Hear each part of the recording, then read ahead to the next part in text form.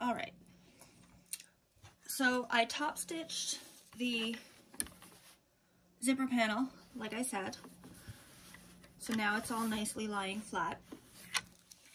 And it's time to take your side panels, the pocket side panels,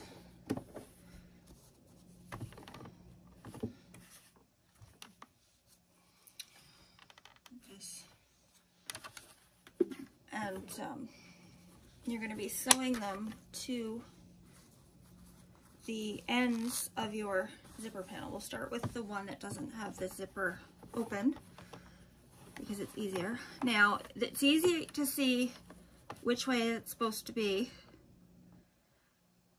Well, for me, it's easy because I have directional fabric, so I know it's horizontal. But you'll notice that one side is wider than the other, so it's easy to make sure that you're using the right one. Unless you're using stripes like me, and then you don't even have to think about it. Okay, so you're going to be doing a 1/2 inch seam allowance here.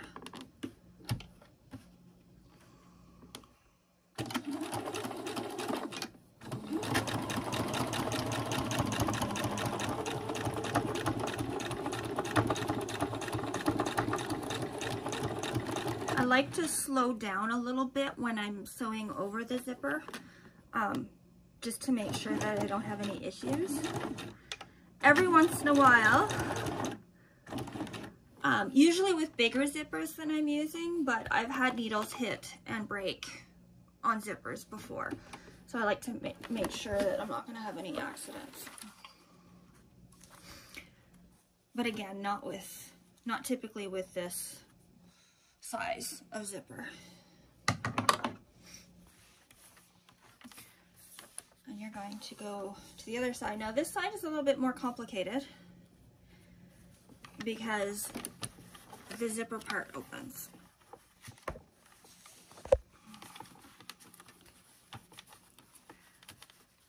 So you want to kind of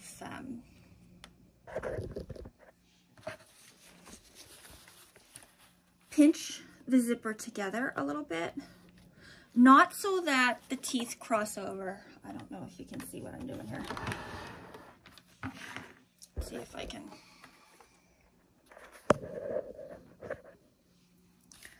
You don't want the zipper to cross over itself. You want the teeth to line nice together, like that. It's a little trickier when you have the flap over it because you can't see it. So I just hold it in place. Grab my...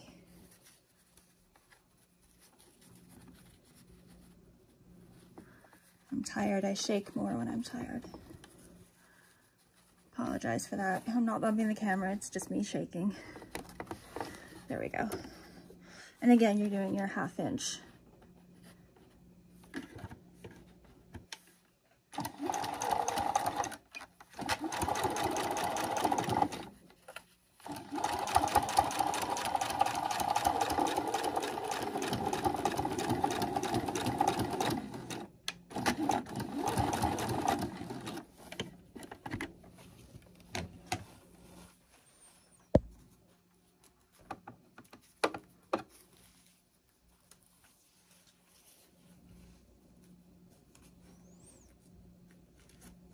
Right. So now you can see what it looks like once you're... So we're going to iron it, and then we're going to top stitch it just like before. Now when you iron it,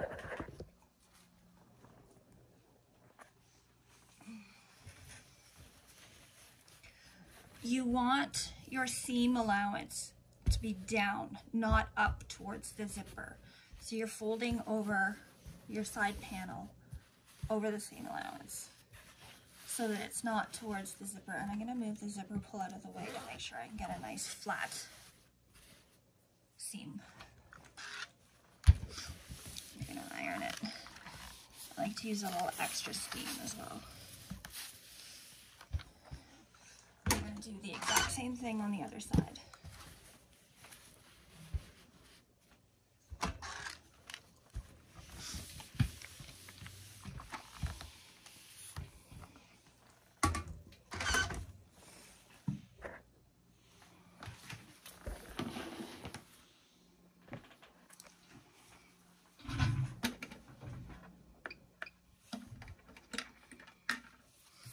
We're going to top stitch both of those.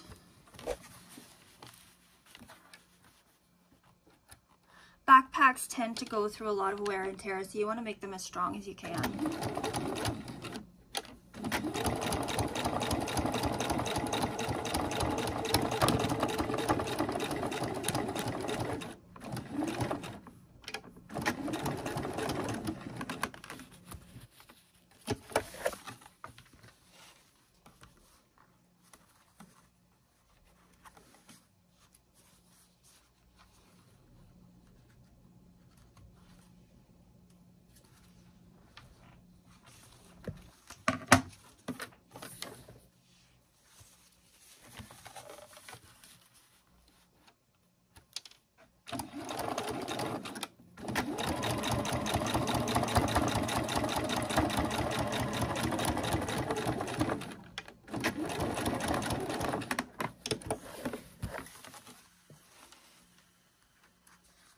You can hear, I don't know if you can hear that, that was my iron spitting water again.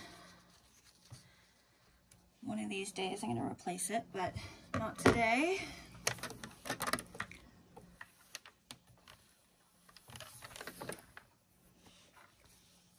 There, so that's done there. So now what you're going to do is mark the center of your panel. It's easiest to do this with pins. So you're going to fold your entire panel in half. Make sure that these line up. And you're going to fold it down here to find the center. Now, I just realized I want to find the center of the front, because that's the part we're working with. All right, so I've got the center of the front, and I've put a little crease in it with my finger. And I'm going to open it up where the crease is and put a pin. And now I'm going to do the same thing, although the front of the pocket does have a line on it, but I don't think where the original fabric was folded onto the bolt at the fabric store, but I don't think it's in the center. So I'm going to do the same thing where I fold this in half, make a little crease with my finger at the top, and now I know where it was on the center. Interesting. Don't assume that it's on the center, because half the time it isn't. So now you're going to take the two centers, should be the other way. When you're working with curves,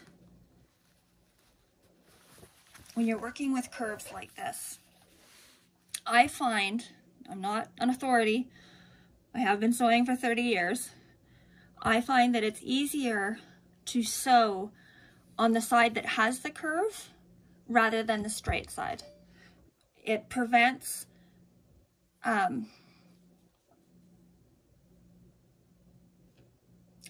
you from pinching fabric together. Trying to find words, but really you're gonna have trouble with this either way if you're not very good at sewing. It is tricky to get it to curve like that, but thankfully this project is easy because it's not very thick. So if you're working on a project that uses foam or fleece, it's a much more challenging prospect. So I thought, start with a backpack, it's easier. When we get to the insulated lunch bag, much more difficult. That's on the way. I am working on a lunch bag as well. I'm just trying to decide what to do with the zippers. So I decided to start with the backpack, which is probably a good decision anyway, because the backpack is infinitely easier than the lunch bag. So you want to pin just a decent way apart. That's about like that for me.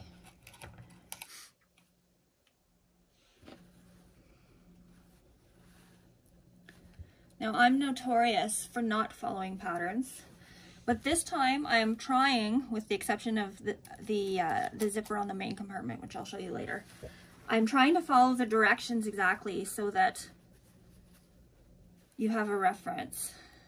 If you're looking at the directions in the pattern and I'm doing something different, that can be a little challenging sometimes. So I've pinned here and here. I'm not going to pin there, and I will show you why once we actually sew it. But I'm going to go down to the other side and pin at the bottom and then work my way up again. I always start, like I said, like I did there, I put the pin in the middle, but I always like to pin the bottom edge first so that we can make sure that it's evenly distributed, because when you sew the corner, it's going to give a little bit. It's easier to show you than to try and explain it, but you want to make sure that you have the fabric that is going straight, smooth, so that you have all the fabric that you need to turn the corner, because you need extra fabric.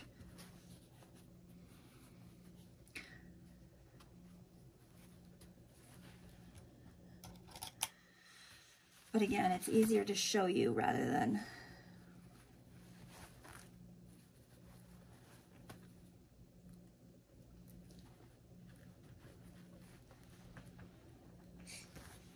all right, so now we've pinned. It's a little too close to the curve for my liking. Move it a little further away. There we go. So now I'm going to start here. Again, we're using a 1/2 inch seam. And I'm going to remove that pin because I'm paranoid. I've broken a sewing machine that way. I realize that most people aren't going to watch every single video that I make, but I had a cheap sewing machine and I was sewing with pins, and the needle forced the pin down into the machine and broke the machine, and when I inquired about getting it fixed, they laughed at me and said it wasn't worth it. This is a much better machine, so I don't want any accidents there. And you'll notice that I just remembered that I forgot to change my stitch length back down to the normal stitch length after I top stitched the edges there, but thankfully I remembered, because I only want to do this once. I don't like sewing curves like this, but I do it a heck of a lot. All right, so back again, and then forward.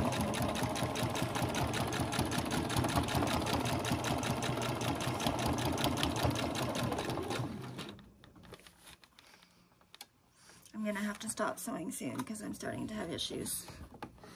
That's what happens when I get tired.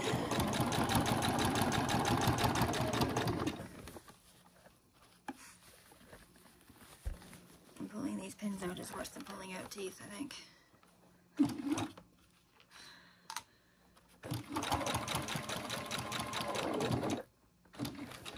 All right, so now we're coming to the curve. I'm going to see if I can. So you want to push the curve of the fabric down into the curve bank that the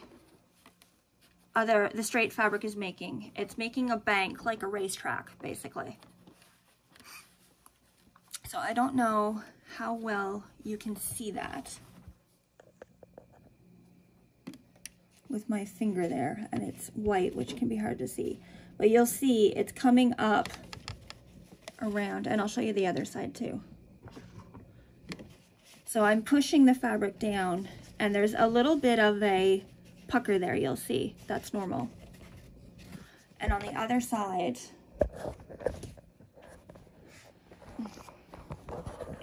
sorry, on the other side you can see where the flat part is actually curving up in the air. So we will try to film this because it's going to be difficult to film, but we'll have lots of opportunity to film more when we do the other side and the lining. And the hardest part with this is trying to maintain your seam allowance of 1/2 inch and at the same time maintaining your curve, because you want a nice smooth curve, but you don't want to pinch any fabric either. So it's a little bit tricky. So I'm following the curve with the seam allowance. I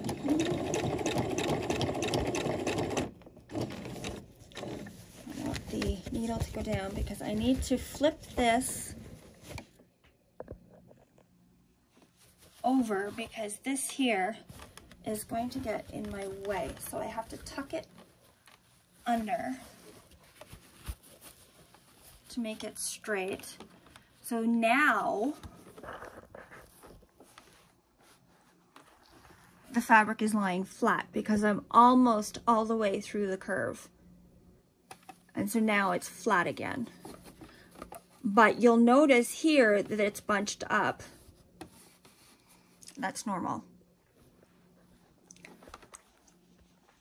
And I will put when we do the other one, I'll put the camera on the other side. And I'm still following the edge of the fabric against my mark on my sewing machine that tells me where the 1/2 inch mark is. And now we're at the straight part, so we're just going to sew straight through. Taking out the pins until we get to the next pin, which is kind of my focal point.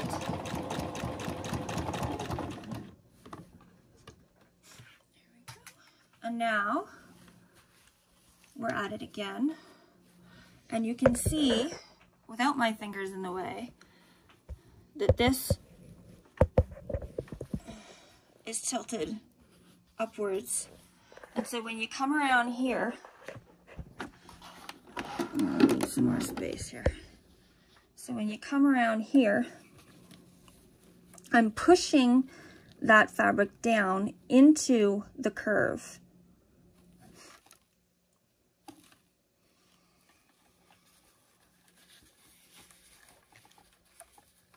And you've got just a little pucker there, which is normal. You don't want to have a big pucker or lots of... That's perfect. So we're going to turn.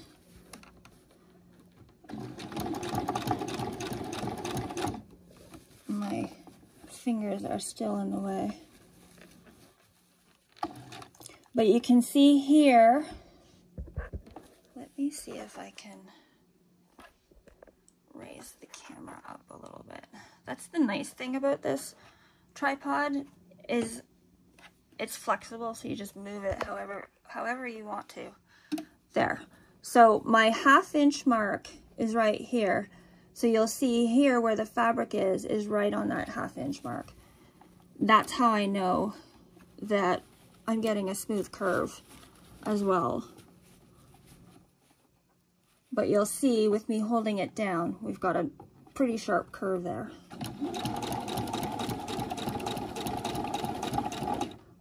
And I just felt with my fingers that that was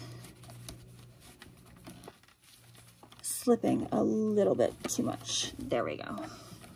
So the fabric underneath, I could feel it with my fingers that it was moving away from the edge. And I don't want that.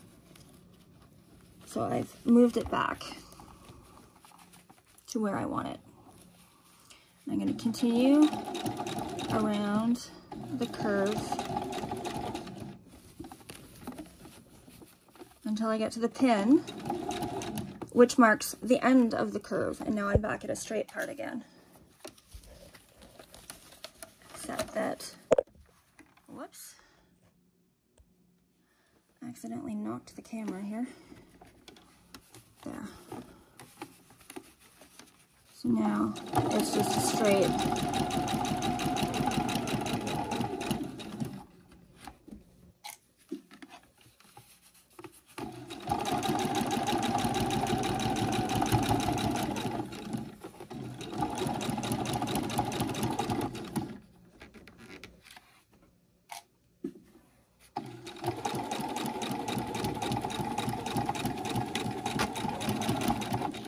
And back stitch. Now this video has gone a little bit longer than I wanted because, as I said in the last one, my upload speed, because I live in rent yard to income housing, I'm eligible for it discounted internet, but the upload speed is so slow. It took me 3 hours to upload a 5-minute video the other day. And like I said with the last one, 20-minute video will probably take the entire night. But it is what it is. All right, so now what I like to do is go back and see how many times I caught fabric like that. I don't know if you can see, it's puckered. And so when you open it up,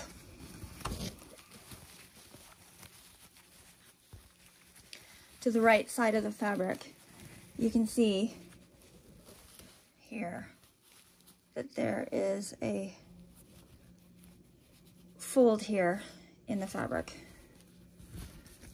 So I always check to see if that has happened or how many times it happened. Now, this one did it again here too. Now, normally when I make it for myself, I would just leave it. But because I'm not, I'll show you. You come along. Let's see if a zoom would be better.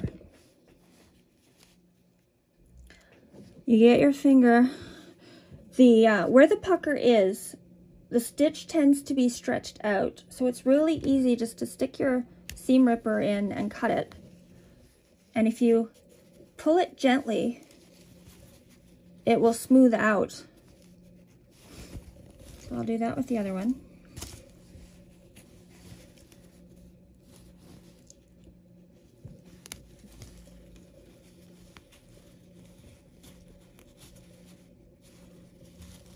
This one's gonna take, I'm gonna have to take out a couple extra stitches to get it to smooth.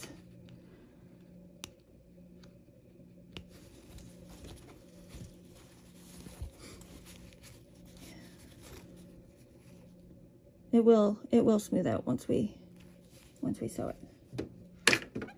So now we get to go back to where the holes are, because I just put holes in it.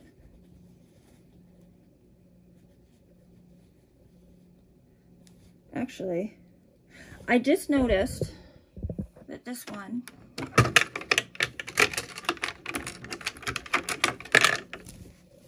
again, I don't know if you can see, the stitches are straight here. When you go over here, you'll see that they're going down. So I'm actually going to rip those out as well, because that causes problems on the other side of the fabric.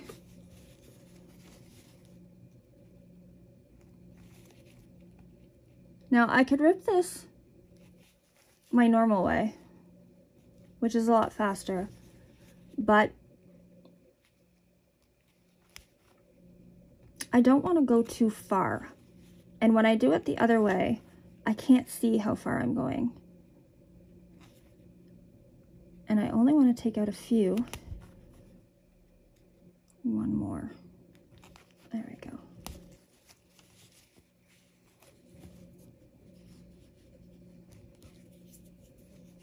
And then on the other side, we've got a bit of a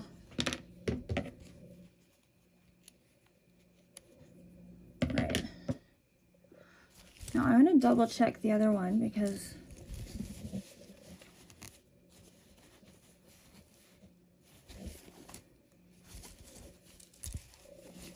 you don't want to have that happening. No, that one's okay. Don't get your thread stuck in your storage drawer. So I'm going to go back, and this time I'm going to sew on the other side, I think.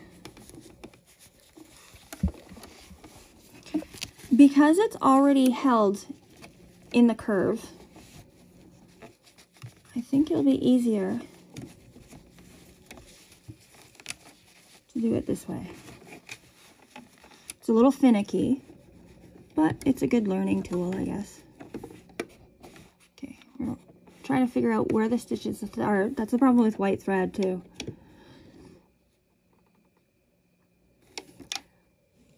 So we're gonna back stitch.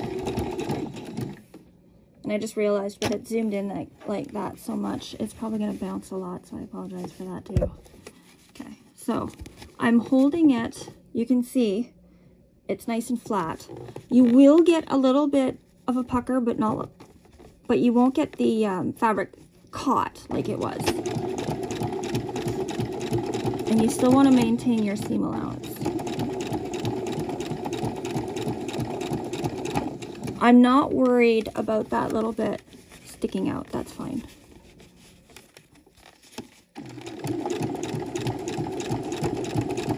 Because I'm going to trim the seam allowance anyway.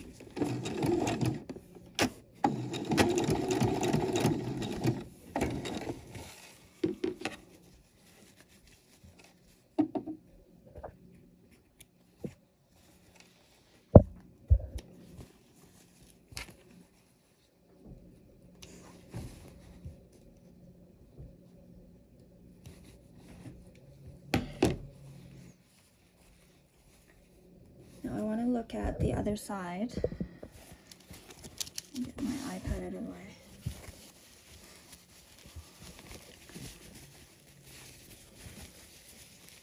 So you can see there's a pucker there, but it's not caught in the fabric. So the seam itself is smooth, which is what you want. So that's good. Now, I'm not going to film fixing the other one because I'm going to do it the same way.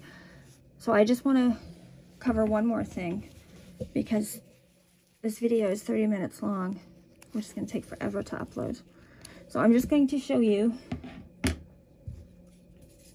about trimming the seam allowance because you want to trim off the extra fabric so that the seam lies flatter. So you're going to cut your seam is here. That's your seam. So you're going to cut. It's more than I'm leaving more than 1/8, but less than 1/4, which is kind of, but I want to show you about going around the curve.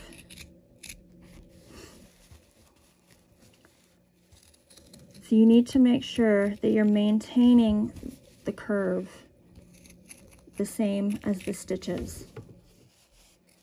Now I'm not going to cut the whole thing because I need to sew that other part first. I'm just going to cut that off. But that's how you trim the seam allowance. All right? So, big lesson on how to sew curves. And I will catch you in the next video while we continue to work our way through this backpack. So thank you for watching, and I will catch you next time.